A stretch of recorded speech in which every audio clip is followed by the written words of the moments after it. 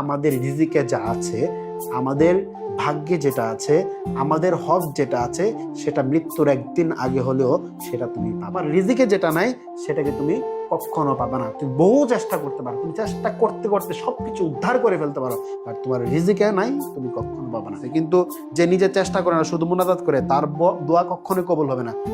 মানজাদ্দা অজাদা, যে চেষ্টা করে সে কিন্তু পায়। এখন আল্লাহ তুমি আমার এ প্লাস দিও, আমি পরিশ্রম করতে রাজি না, এ প্লাস পাবা। আল্লাহ তোমাকে দিবে কখন? তুমি যখন খুব পরিশ্রম করবা। পরিশ্রমের একটা মানে পরিশ্রম তুমি যত বেশি করবা, প্রত্যেকটা পরিশ্রমের ফল তুমি একদিন না একদিন হাতে পাবা। তুমি আজকে পরিশ্রম করতেছো, মনে করতেছো ভাই আমি এত পরিশ্রম করতেছি, কিন্তু একটারও তো ফল পাইলাম না। কয়েকদিন আগে আমি দেখলাম আমাদের শিক্ষার্থী নোট দিয়েছে, সবাই সবকিছু পায় আর আমি শুধু তোমার দিকে চেয়ে থাকি। দেখো, আমরা আমাদের রিজিকে যা আছে, আমাদের ভাগ্যে যেটা আছে, আমাদের হক যেটা আছে, সেটা মৃত্যুর একদিন আগে হলেও সেটা তুমি পাবা। আর তোমার ভাগ্যে যেটা আছে, তোমার রিজিকে যেটা আছে, সেটা পৃথিবীর অন্য কোনো প্রাণী, অন্য কোনো ব্যক্তি, অন্য কেউ তোমার থেকে ছিনে নিতে পারবে না।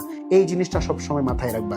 নিজের রিজিকে যেটা আছে তুমি সেটাই পাবা, তোমার রিজিকে যেটা নাই সেটাকে তুমি কখনো পাবা না। তুমি বহু চেষ্টা করতে পারো, তুমি চেষ্টা করতে করতে সবকিছু উদ্ধার করে ফেলতে পারো, বাট তোমার রিজিকে নাই, তুমি কখনো পাবা না। এবং আমাদের দোয়ার মাধ্যমে একমাত্র আমাদের ভাগ্য পরিবর্তন হয়। দোয়া শুধু করলে হবে না, সেটা করে আমার ভাগ্য পরিবর্তনের চেষ্টা করতে হবে। প্রচেষ্টা যদি না থাকে, আল্লাহ কি তুমি ঘরে বসে, তুমি ধর তোমার কোথাও একটা যাইতে হবে, তুমি কি ঘরে বসে সেটা পেয়ে যাবা? তোমাকে তো যেতে হবে, তাই না? তো আমাদেরকে দোয়ার পাশাপাশি অবশ্যই আমাদেরকে চেষ্টা করতে হবে।